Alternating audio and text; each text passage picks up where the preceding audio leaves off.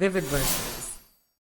The problem with the way most people approach a long-term partnership is that they treat it like a romantic comedy when it's actually a small-scale merger. You're looking at two independent entities with disparate assets, varying liabilities, and differing growth trajectories, trying to consolidate into a single operating unit. If the unit is going to survive a 10-year or 20-year horizon, the fundamentals have to be sound. If one side of the ledger is constantly siphoning off capital to fund projects with a 0% chance of a dividend, the entire structure eventually collapses under the weight of its own inefficiency. Fiona didn't see it that way. She saw my bank account as a communal pool of support and her own career as a journey of self-discovery. We had been together for 2 years. For 22 of those months, the arrangement was functional because our goals were aligned. I run risk assessment models for a logistics firm. I spend my days looking at supply chain vulnerabilities, everything from port congestion in Long Beach to the political stability of lithium mining regions in South America. My brain is wired to identify points of failure. Fiona worked at a gallery, and for a while, she was a pragmatist. She managed shipping manifests, handled insurance riders for high-value canvases, and kept the digital inventory updated. She was an asset. The shift happened when the gallery brought in a new creative director, a guy named Julian who wore $4,000 linen suits and talked exclusively in abstract nouns. Within 3 months, Fiona stopped talking about shipping logistics and started talking about the curatorial lens. She became convinced that her lack of a master's degree was the only thing standing between her and a seat at the table of the city's cultural elite. She brought it up over dinner one Tuesday. We were eating at the small table I bought because it fit the exact dimensions of the breakfast nook without impeding the flow of traffic to the kitchen. She told me she had applied to a program in comparative aesthetics and curatorial theory. She'd already been accepted. The tuition was $60,000 for 2 years. I didn't react with a congratulations or a that's too much money. I went to the office, grabbed my laptop, and pulled up the program's syllabus and the Department of Education's data on graduate outcomes. The median salary for a graduate of this specific program is $48,000, I said, showing her the screen. You are currently making $55,000. You will be paying $60,000 to decrease your annual earning potential by $7,000. That's a negative return on investment of $67,000 in the first year alone when you factor in the lost wages. She didn't look at the data. She looked at me. She said that not everything is about money. She said that this was about her voice and her contribution to the discourse. She then explained her plan. I would pay this $60,000 in tuition so she wouldn't have to deal with the interest on a federal loan, and I would cover the entirety of the rent, utilities, and groceries for the next 2 years so she could fully immerse herself in the studies. I did a quick mental calculation of the total outlay. Between the tuition and the absorbed living expenses, I would be subsidized her life to the tune of roughly $140,000 over 24 months. I can't justify that expenditure, I told her. If you want to do this, you have the credit score to secure a student loan. I will support you by continuing to pay my 60% of the rent, but the tuition and your personal overhead are your responsibility. She told me that my refusal was a sign that I didn't believe in her. She said that in a real partnership, the person with more resources carries the person with less. I reminded her that I carry the person with less when there is a medical emergency or a temporary layoff, not when that person decides to quit a functional job to pursue a credential that the market doesn't value. That was the end of the first conversation. The logic was clear, the boundaries were set, and in any rational system, that would have been the end of it. But Fiona decided to launch a pressure campaign. The first move was her mother, Diane. Diane called me while I was in the middle of a conference call regarding a shipping delay in the Suez. I let it go to voicemail and called her back during my commute. Diane didn't ask how I was. She went straight into a narrative about how Fiona had always been a special talent and how she'd been held back by the practicalities of life. She told me that a man who loves a woman wants to see her fly. I asked Diane if she and Fiona's father were planning to contribute to the flight. I told her that if they provided $20,000, I would consider a smaller loan. Diane immediately shifted the conversation to her husband's recent dental surgery and the cost of their new roof. They had the money. They lived in a 4-bedroom house in a gated community in Connecticut, but they weren't interested in the risk. They wanted me to be the sole venture capitalist in Fiona's career pivot. I told Diane that I valued her daughter's happiness, but I wasn't a scholarship fund. I hung up. The next phase was the social ambush. Fiona organized a Friday night dinner with her 2 closest friends, Sarah and Maya. Sarah works in brand strategy, which mostly involves posting photos of skincare products on Instagram. And Maya is a multidisciplinary artist who lives in an apartment owned by her uncle. We went to a place in Soho where the noise level is intentionally high to discourage long stays. Within 15 minutes, the conversation was steered toward the importance of investing in women's intellectual labor. Sarah looked at me across a plate of overpriced crudo and said, "It's so rare to see a couple where one person is truly willing to be the wind beneath the other's wings.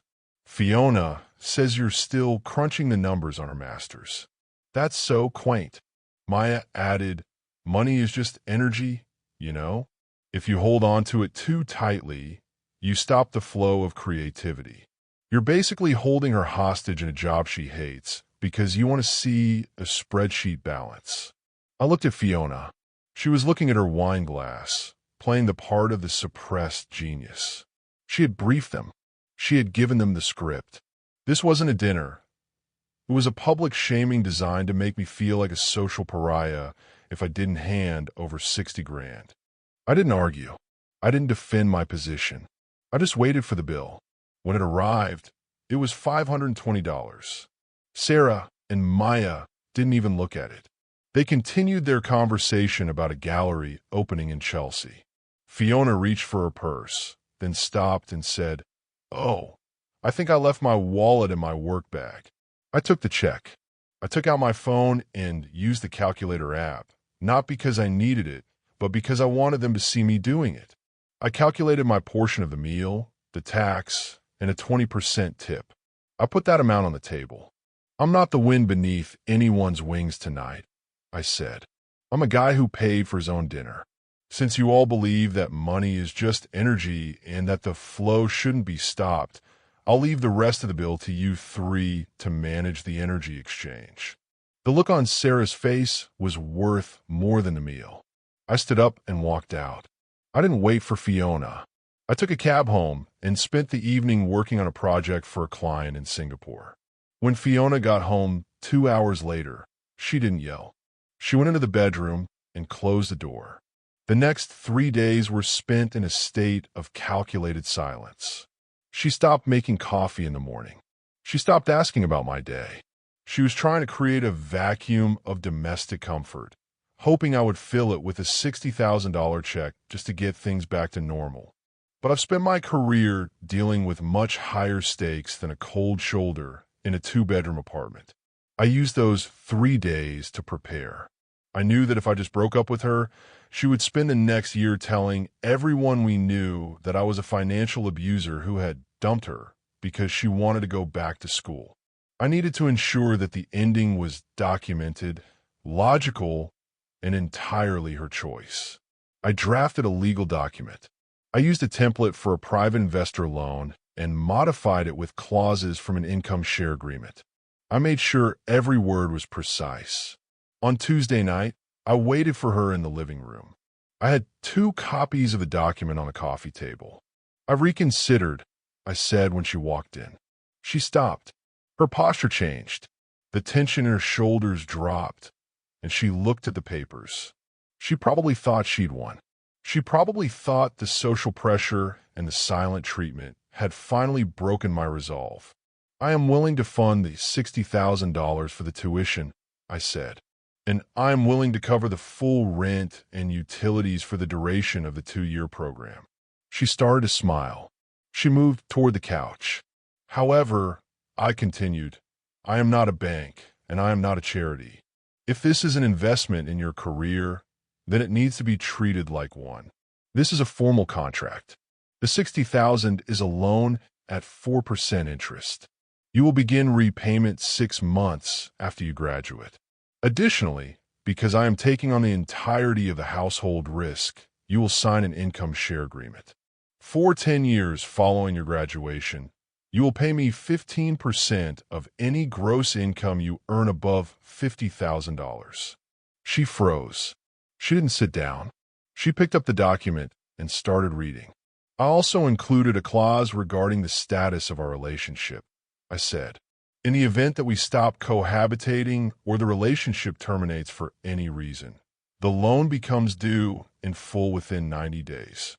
If you can't pay the full balance, it converts to a standard personal loan with a 12% interest rate, which is the market average for unsecured debt."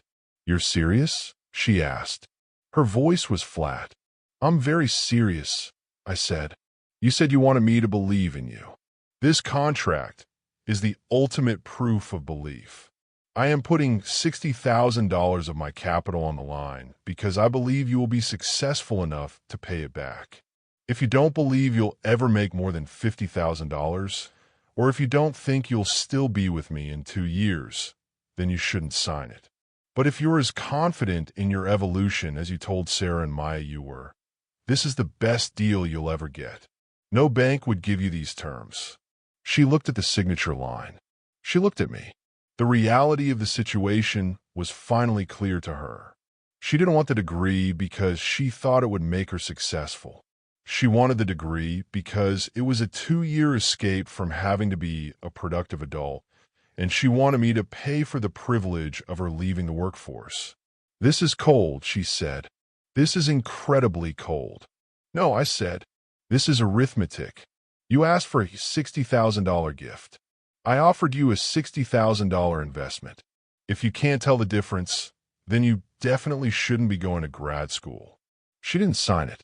She walked into the bedroom, and I heard the sound of her suitcase being pulled out from under the bed. While she was packing, I did the final part of the work. I pulled up my email and composed a message. I BCC'd Diane, Sarah, and Maya. "Hi everyone," I wrote. "I wanted to share some great news. After our discussions, I've decided to fully fund Fiona's master's degree. I've offered her a $60,000 private loan at a very low interest rate, along with covering all her living expenses for the next 2 years. I'm so excited to help her take this next step in her career and to see her curatorial lens come alive. I've attached the agreement I gave her tonight, so you can see how we're structuring this partnership for her future success." I hit send. I knew exactly what would happen. By the time Fiona reached out to them to tell them she was leaving me because I was controlling, they would have already seen that I had offered her exactly the money she asked for. They would have to reconcile their image of me as a gatekeeper with the fact that I had offered her $60,000 on better terms than any institution in the country. The only way she could explain why she didn't take the money was to admit that she didn't want to be responsible for it. She left 40 minutes later. She didn't say goodbye. She called an Uber and struggled with her bags at the door. I didn't help her.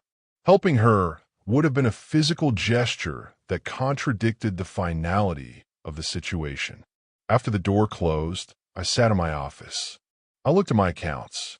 The $60,000 was still there. The future liability of her tuition was gone.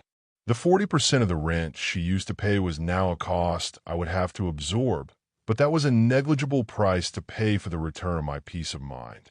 The next day, my phone was blowing up. Diane called 3 times. I didn't answer. Sarah sent a text that just said, "Wow." Maya didn't say anything at all. They knew. They weren't stupid. They saw the contract, and they realized that I had called Fiona's bluff in a way that left her no room to maneuver. A week later, I saw a post on Fiona's social media. She was at a bar with Sarah and Maya. The caption was about toxic energy and choosing yourself. I noticed they were at a dive bar this time, not a high-end spot in Soho. I went back to my spreadsheets. I have a new project now, a logistics hub in Eastern Europe that needs a full audit. It's complex, it's high risk, and it requires a total commitment to the facts on the ground. It's the kind of work I'm good at.